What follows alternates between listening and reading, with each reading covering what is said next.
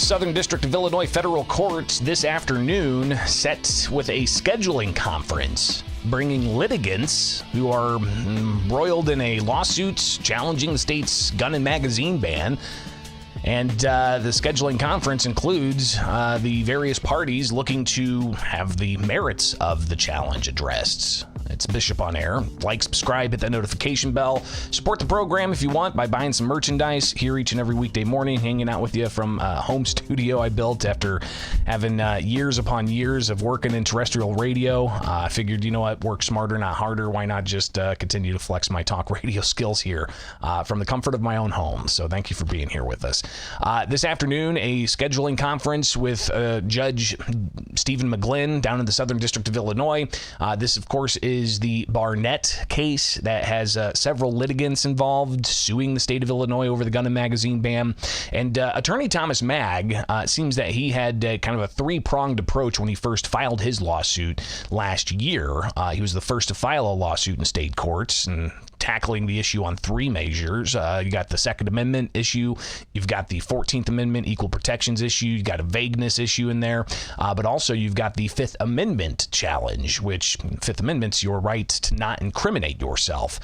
So the Second Amendment preliminary actions did get a preliminary injunction holding the law from being enforced. You remember that was late April of last year. That injunction only lasted 6 days before the state appealed to the Seventh Circuit Court of Appeals, had a stay issued on that injunction, keeping it from being active. And then months later, they heard the measure and they ruled on the measure, saying that the state had a likelihood of succeeding on the merits.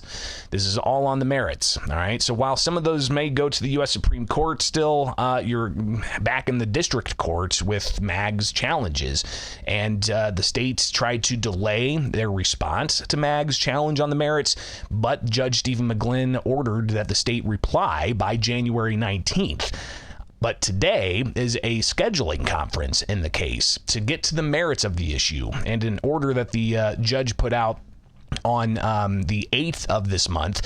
It says, regarding the status conference scheduled for January 12th, again, which is today, it goes on to say that parties shall be prepared to discuss the following topics in light of the court's intention to expeditiously move forward to final hearing on the merits.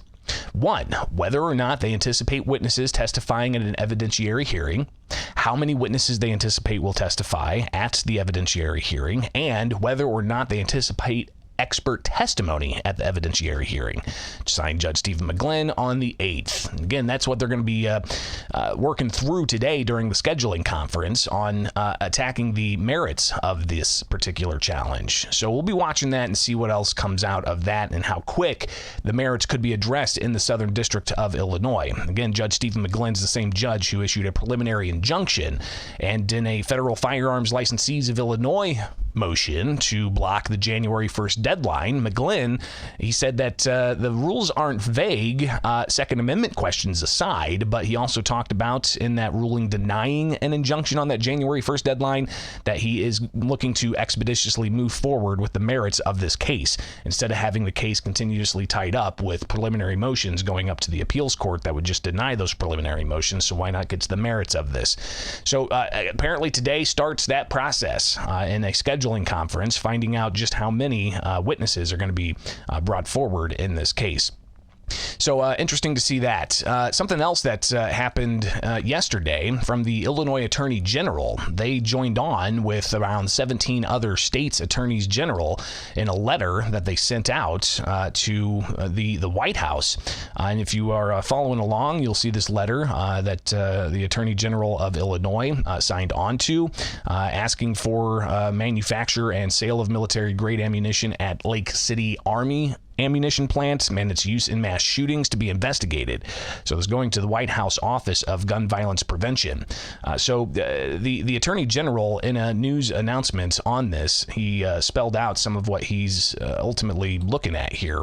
We'll take a look at that document as I grabbed it from the email news announcement, and says that the Attorney General, along with 19 attorneys general, not 17, called on the White House Office of Gun Violence Prevention to investigate recent reports that a federally funded contractor has produced military-grade ammunition for the sale to civilians. Goes on to talk about Lake City Army ammunition plant.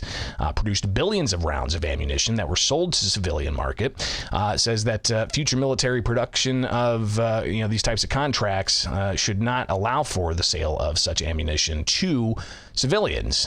Goes on to talk about how Lake City is a private contractor overseen by the U.S. Army, and they've sold billions of rounds in the civilian market. And the New York Times, they say, has reported that such products have been used in mass shootings and other crimes. So they also highlight how taxpayers have paid $860 million to improve production at that facility, questioning the use of those tax dollars. But then Kwame Raoul, he goes on to talk about how he's succeeded in a variety of other things, trying to regulate the possession and distribution of firearms, like, for instance, the Firearms Industry Responsibility Act, which faces a federal lawsuit. So even while that's in effect, you've got a variety of different questions being raised in that lawsuit. But the Attorney General also looks at addressing red flag laws, he says in a statement. And even on a national stage, the Attorney General is filing briefs supporting state laws in New Jersey and New York that hold the gun industry accountable, while he faces a lawsuit here in Illinois on a similar measure. Raoul has also led coalitions of attorneys general supporting state and federal firearm restrictions for people under the age of 21, and is in support of bans of carrying firearms in sensitive areas such as schools, public transit, and places of worship. So again, the Attorney General putting out there all of the different things that he has done in support of gun control efforts, not just in Illinois, but across the country. So clearly there's a lot that still is yet to come from all of this. So just wanted to give you that brief update on some of the litigation and other court actions and things happening when it comes to firearms, not just in Illinois, but elsewhere. But clearly we'll be tracking all of that and more. Greatly appreciate you guys being here each and every weekday morning with Bishop on Air. It is Friday, so stay tuned. A little bit of fun next, all right? And we'll interact with you. And if you follow along with us live each and every weekday morning, you can take part as well. So appreciate all the people who are tuned in at this moment. Stay tuned.